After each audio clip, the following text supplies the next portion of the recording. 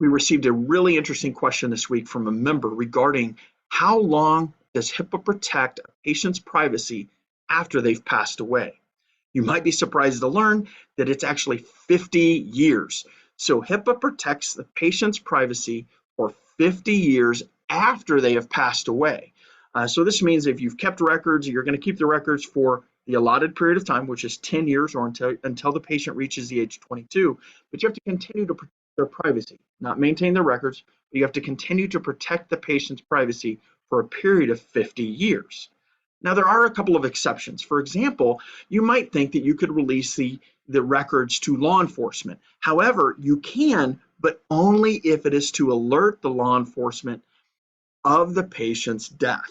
You're not allowed to release it for any other purpose. They would still have to go through the normal subpoena process in order to give you the authority to be able to release the information. Subpoena, or they could go through another potential avenue. You can release the information to coroners, to medical examiners, and to funeral directors. That is specifically allowable under HIPAA after the patient has passed away. You could release it for research purposes, but only if the research is specifically applicable to decedents. In other words, it can't be a study related to the living. It has to be only those studies that are related to decedents. Now, what about if you had, and this is going to be less common, but you could release information as it relates to helping with organ donation and transplantation. What about family members? Well, family members are interesting. It only applies to family members provided that the information you're disclosing is specifically related to care that family member had previously been involved in.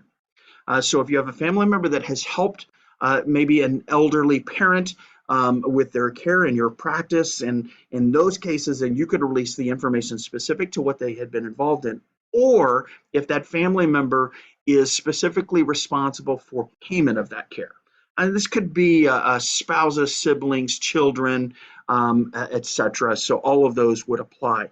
Now, if none of those cases that we just talked about apply, then at that stage, you can get a written authorization from the patient's estate executor or administrator. So from the estate executor or the estate administrator, in those cases, they could actually give a HIPAA authorization to allow you to release, and again, always the minimal amount of information that's necessary to fulfill the request and fulfill what's being looked for.